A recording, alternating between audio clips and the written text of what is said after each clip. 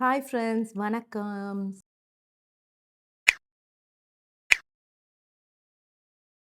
என்ன அப்படின்னு பார்த்தீங்கன்னா, நம்ம வந்துட்டு ஒரு வீடியோ போட்டிருந்தோம். ஆ ஃபார் பாஸ்ட் ஃபியூ வீக்ஸா வந்து ஒரே அப்செட்டு, ஒரே இது என்ன அப்படின்றத நான் சொல்றேன். ஒரு வீடியோ போட்டிருந்தோம். Ah like a a update India அப்டேட்டுன்னு சொல்லிட்டு. ஸோ அது வந்து அதில வந்து ஒருத்தங்க எனக்கு வந்து கமெண்ட் பண்ணியிருந்தாங்க. இந்த மாதிரி நீங்க ஜெர்மன் வழியா போகணும்னா, உங்களுக்கு வந்து விடமாட்டாங்க. ஏன்னா, லைக் நான் போகும்போது விடுவாங்க. ஒரு ட்ரான்சிட் ஓகேங்களா? ஆ நமக்கு ஸ்டாம்ப்டு வீசா இருந்தாலே விட்டுருவாங்க. ஆனா வரம்போது பார்த்தீங்கன்னா, நமக்கு 2 ட்ரான்சிட்டாம். ஃப்ராங்க்ஃபர்ட்லேருந்து மியூனிக். மியூனிக் எப்படின்னா, ஃப்ராங்க்ஃபர்ட்ல இருந்து மியூனிக் வந்து டொமஸ்டிக் ஃப்ளைட்ட புடிச்சு போகணுமா. ஸோ, அதனால அவுட் ஆஃப் கண்ட்ரி வரதுனால, அதாவது அவுட் ஆஃப் கண்ட்ரி போறதுனால அந்த ஜெர்மனில ஆ ஷென் அம் ஷென்ஜன் வீசாவா? நான் கரெக்ட்டா தான் ஸ்பெல் பண்றேன்னு நெனைக்கிறேன். ஷென்ஜன் வீசா அப்படின்னு சொல்லி ஒண்ணு இருக்கு. அது எடுத்தா தான் வர முடியுமா? இல்லன்னா அலோ பண்ண மாட்டாங்களாம். சம்டைம்ஸ் வந்து சென்னையிலேயே வந்து ஸ்டாப் பண்ணிடுவாங்களாம். ஸ்டாப் பண்ணிட்டு நீங்க ரீபுக்கிங் பண்ணிக்கோங்க அப்படின்னு சொல்லி அனுப்பிச்சு வச்சுருவாங்களாம். சம்டைம்ஸ் வந்துட்டு அவங்களே பண்ணி தருவாங்களாம். சம்டைம்ஸ் வந்துட்டு எல்லாம் நெறைய சம்டைம்ஸ் இருக்குங்க. ஆ ஃப்ராங்க்ஃபர்ட்ல ஸ்டாப் பண்ணிட்டு, பபாய் நீங்க என்ன வேணா பண்ணிக்கோங்க. நாங்க இங்கேருந்து உங்கள வீட்டுக்கு கூட்டிட்டு போமாட்டோம் அப்படின்னு சொல்லி விட்டுட்டு போயிடுவாங்களாம். முடியல. இதெல்லாம் நான் அவங்க வந்து எனக்கு அனுப்பிச்சாங்க. அதுக்கப்புறம் தான் நான் வந்துட்டு போய் அதில போய் டீப்பா விசாரிச்சதுக்கப்புறம் அதான் செஞ்சன் விசா அப்படின்னு சொல்லிட்டு தெரிஞ்சது. சரி ஓகே நம்ம லுஃப்தான்ஸாக்கு கால் பண்ணிட்டு, எனக்கு 2 இது வேணாம், 1 இது வேணும் அப்படின்னு சொல்லிட்டு நம்ம வாருக்கு முன்னாடி போட்டோம். ஃப்ளைட் உங்களுக்கு ஞாபகம் இருக்கான்னு தெரியல. ஃபெப்ல போட்டோம் ஆக்சுவலி. போடும்போது பார்த்தீங்கன்னா, கொஞ்சம் சீப்பரா இருந்ததா என்னன்றதெல்லாம் தெரியல. அ அ ஆனா லைக் எல்லா ஏர்லைன்ஸும் சரியான போங்குங்க. கேளுங்களேன். அ சரி சொல்லிட்டு இப்ப போய் பார்த்தோம்னா, எக்ஸ்பென்சிவா இருக்கு. அவ்ளோலாம் ரொம்பலாம் எக்ஸ்பென்சிவ் இல்ல. ஓகே தான். நாங்க அப்ப பார்க்கும்போது ஒன் வே வந்துட்டு என்ன எவ்ளோ சொல்றது? $400 $500 அப்படி இருந்துச்சுன்னா, இப்ப வந்து 600 700ஸ்ல இருக்கு. 700 800 அப்படி தான் இருக்கு. ஓகேங்களா? சரி ஓகே. ஒரு வே தானே. ஆ லைக் $200 டிஃபரன்ஸ் வரும். பெர் ஹெட் நம்ம மாத்திக்கலாம். இப்படி தான் நான் நெனச்சேன். கால் பண்ணா சரியான போங்கு. இவங்கன்ட்டு இல்ல. எங்களுக்கு இது வந்து வேற ஒரு ஏர்லைன்ஸ்லயும் இந்த மாரிலாம் நடந்திருக்கு. அம்மாக்கு வந்துட்டு கோவிட் டைம்ல நம்ம மாத்துனோம். ஆ அந்த டைம்லயும் இந்த மாரிலாம் நடந்துச்சு. சரியான என்ன போங்குன்னா, அம் நான் சொல்றேன் இந்த ஃப்ளைட்ல வந்து $700 தான். நான் ஒரு வே யூஸ் பண்ணிடுவேன். இன்னொரு வே வரம்போது எனக்கு வந்து மீதி அமௌண்ட் இருக்கும்ல, அத கழிச்சுட்டு எவ்வளோ 200, 300 தான் இருக்க போது. எனக்கு சொல்லுங்க அப்டின்னா. இல்ல, இல்ல ரீபுக்கிங்ன்றது வந்து டோட்டலி டிஃபரெண்ட்டு. நாங்க குடுக்குற அமௌண்ட் தான். நீங்க வந்து ஃப்ரெஷ்ஷா வாங்குற அமௌண்ட் இல்ல அப்டின்னு சொல்லிட்டு எவ்வளோ தெரியுமாங்க சொன்னாங்க? $1700. நான்ல டேய் காமெடி பண்றீங்களாடா? அப்டின்ட்டு இருந்துச்சு. அதாவது ஒருத்தருக்கு. நான் சொல்றது ஒருத்தருக்கு. ஸோ, அப்ப 3 பேருக்கு யோசிச்சு பாருங்க. எனக்குல எனக்கு வாடா, எனக்கு வேணாம். அப்புறம் நான் சொன்னேன், சரி நீங்க வந்து ஃப்ராங்க்ஃபர்ட் வரைக்கும் வந்துருவேன். அட்லீஸ்ட் ஒரு 1 லெக் இந்த மியூனிக் இல்லாம ஃப்ராங்க்ஃபர்ட்லேருந்து நேரா வந்துட்டு வாஷிங்டன் டிசி வர மாரி ஒரு இத மட்டும் எனக்கு கேன்சல் பண்ணி இது பண்ணி குடுங்க. அதுவாவது அதில முடிச்சு குடுங்கன்னா, முடியவே முடியாதுன்ட்டாங்க. வேணா ஃபுல்லா தான் பண்ணுவேன். சரி நான் பேக்கேஜ் அமௌண்ட் குடுத்தேங்க. நான் நெனச்சேன், சரி ஓகே போய் தொலையுது. ஏன்னா 1700 ரொம்ப அதிகம். அதனால நான் பண்ணி பார்க்கும்போது, வேற ஒருத்தவங்க சொன்னாங்க, எத்திஹாட்ல பார்க்குறேன். இப்போ வந்து ஜூலை, ஆகஸ்ட் வந்து பயங்கர எக்ஸ்பென்சிவாமா. எத்திஹாட்ல பார்க்குறேன் அப்படின்னு சொல்லி பார்த்துட்டு, அவங்க சொன்னாங்க, பெர் ஹெட் வந்துட்டு 1400ன்னாங்க. என்னங்கடா இது? ஆனா நாங்க பார்க்கும்போதெல்லாம் கம்மியா இருக்கு. இவங்கலாம் பார்க்கும்போது அதிகமா இருக்கு. இன்ஃபாக்ட் ராலிக்கே எனக்கு வந்து கம்மியா தான் கிடைச்சது. ஆ சரி நான் வந்து அப்புறம் வந்து நான் சொன்னேன் அவங்ககிட்ட, இல்ல, இல்ல நீங்க வந்து 1400 வேற ஒரு கன்சல்டன்சில 1400லாம் வேணாங்க. கம்மியா இது பண்ணுங்க அப்டின்னா, எதுவுமே கிடைக்கல. எத்திஹாட் கிடைக்கல, எமிரேட்ஸ் கிடைக்கல. எல்லாமே எக்ஸ்பென்சிவா இருக்கு. ஏன்னா ஒன் வேனால கொஞ்சம் எக்ஸ்பென்சிவ்னு நெனைக்கிறேன். அதுக்கப்புறம் இப்போ வந்துட்டு நான் என்ன தெரியுமாங்க பண்ண போறேன்? ஆ ஃபர்ஸ்ட்டு இங்கேருந்து கிளம்பி இந்தியாவுக்கு போப்போறேன். முதல்ல அந்த வேலைய முடிக்கலாம். அதுக்கப்புறம் வந்து முடிவு பண்ணிக்கலாம் அப்டின்ற காண்டுல இருக்கேன். எனக்கு சீரியஸ்லி அட்லீஸ்ட் இங்கேருந்து போகறதுக்கு என்ன அலோ பண்றாங்களான்னு பார்க்கலாம். ஆ ஏன்னா இப்பவே திருப்பி இன்னொரு ஃப்ளைட்ன்னு எனக்கு வந்து அப்டியே தல வலிக்குது.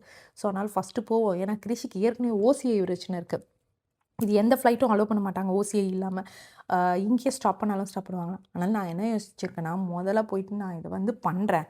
ஆ பண்ணி பார்ப்போம். அவன் என்ன சொல்றான்றத பார்த்துட்டு, அதுக்கப்புறம் வந்துட்டு நம்ம மேற்கொண்டு பார்த்துக்கலாம் அப்டின்ற ஒரு கடுப்புல இருக்கேன். அ வேற ஒரு ஃப்ரெண்டு சொன்னாங்க, "ஏன் நீங்க ஷென்ஜன் விசா எடுக்க வேண்டியது தானே?" அப்படின்னு கேட்டாங்க. ஷென்ஜன் விசா எடுக்கிறது பிரச்சனை இல்ல. அது வந்து மினிமம் 15 டேஸ் மினிமம் கிடைச்சிருமா 15 டேஸ். நமக்கு லக் இருந்துச்சுன்னா. நமக்கு தான் இந்த லக்கு அதாவது எனக்குன்னு ஒண்ணு வருது. ஆண்டவன் நமக்கு எழுதி வைக்கும்போது, "நீ வந்து வெக்கேஷன் இவ்வளோ வருஷம் போனா கூட ஜாலியா என்ஜாய் பண்ண முடியாதுன்னு" எழுதி வச்சுட்டு ஒர்க் பண்ணணும். நமக்குன்னு ஒண்ணு வரும் பார்த்தீங்களா? எனக்குன்னு எல்லாமே முடியல. எனக்கு அழுகையா வருது. To be true. நேத்தெல்லாம் வந்து அப்படியே கண்ணெல்லாம் கலங்கிடுச்சு. இவர் வந்து "ஏய் பரவால்ல விடு, ஏன் ரொம்ப டென்ஷன் ஆற? பார்த்துக்கலாம். வேணா புக் பண்ணிக்கலாம். நீ ஏன் ரொம்ப இது பண்ற?" அப்படின்னு சொல்லி இதுதான் பண்ணாரு. இருந்தாலும் நமக்கு வந்து ஒரு மாதிரி இருக்கும்ல. எனக்கு ரொம்ப கண்ணே கலங்கிடுச்சு. ஆ ஸோ அதுக்கப்புறம் அதாவது இவ்ளோ வருஷம் கழிச்சு போறோம். எனக்கு ஓசிஏயே பிரச்சனை இருக்கு. சரி வரும்போது நிம்மதியா வந்துடலாம். எதுவுமே இல்லப்பா. ஜாலியா ஷாப்பிங் பண்ணலாம், ஜாலியா வரலாம் அப்படின்னு தான் நான் நெனச்சேன். பார்த்தா வரும்போதே இப்ப பிரச்சனை.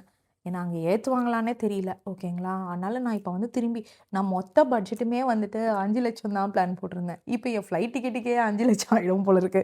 என்னால முடியலங்க. என்னால முடியல.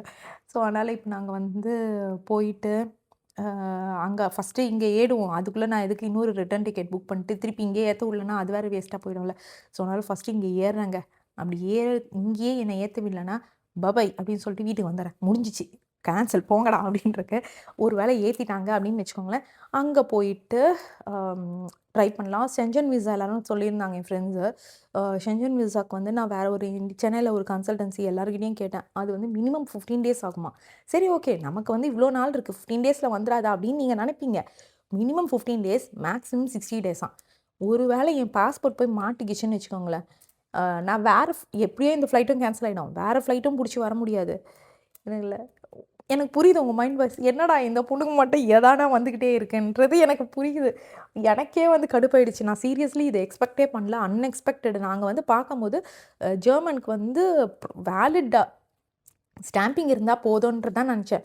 ஆனா அங்க வந்துட்டு 2 ஸ்டாப் இருக்கக்கூடாதுன்ற விஷயமே எனக்கு இப்ப தான் தெரியும்.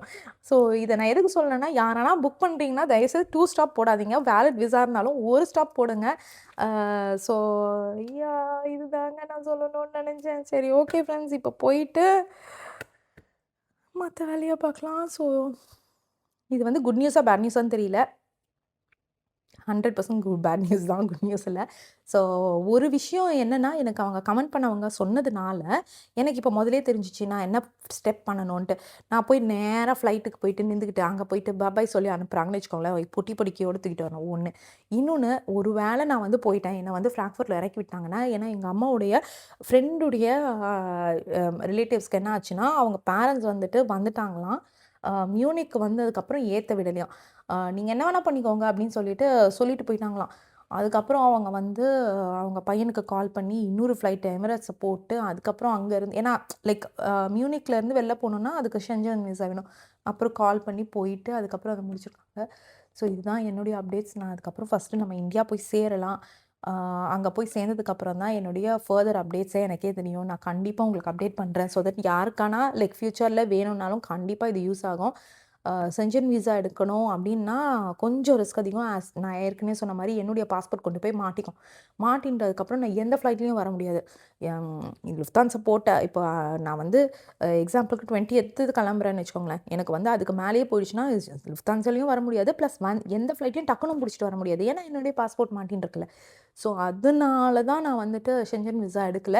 ஸோ, உங்களுக்கு எதனா இன்னொன்னு அப்பாயின்ட்மென்ட் கிடைக்கிறதும் கஷ்டமா. இங்கேருந்து நான் அப்பாயின்ட்மென்ட்டும் ட்ரை பண்ணி பார்த்துட்டேன். இங்கேருந்து நம்மளால அப்பாயின்ட்மென்ட் வாங்க முடியாது. நம்ம சென்னையில போய் இறங்கி தான் அப்பாயின்ட்மென்ட் வாங்க முடியும். ஏன்னா, நம்மளுடைய சரி அம்மாக்கு வந்து ஃபோன் நம்பர் இருக்கு. எல்லாம் வாங்கலாம்னாலும், என்னுடைய இமெயில் இங்க இருக்குல்ல.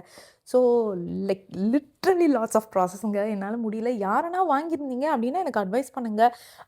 அதே மாதிரி என்னென்ன டாக்குமெண்ட்ஸ் எல்லாம் வேணும் அப்படின்றதும் எனக்கு அட்வைஸ் பண்ணுங்க. ஸோ தட் வந்து நான் யோசிச்சுக்கிட்டு இருக்கேன் ஸ்டில். நாங்க அங்க போய் இறங்கிட்டு ஷென்ஜன் விசா அப்ளை பண்ண முடிஞ்சா ட்ரை பண்றோம். அப்படி இல்லன்னா, இன்னொரு ஃப்ளைட்ட போட்டு லைக் டர்க்கிஷ் ஏர்வேஸ் இருக்கு. அந்த மாரி போட்டு எக்ஸ்ட்ரா வந்துட்டு சாலிடா 2700 வருதுங்க. நானும் பார்த்துட்டேன். 1400ன்னு சொன்னாங்க. ஆனா நான் வேற இதுல கம்மியா தான் பார்த்தேன். சாலிடா 2700 வருது. ஆனா என்னன்னா, நான் வரும்போது கிட்ட வந்துரும்.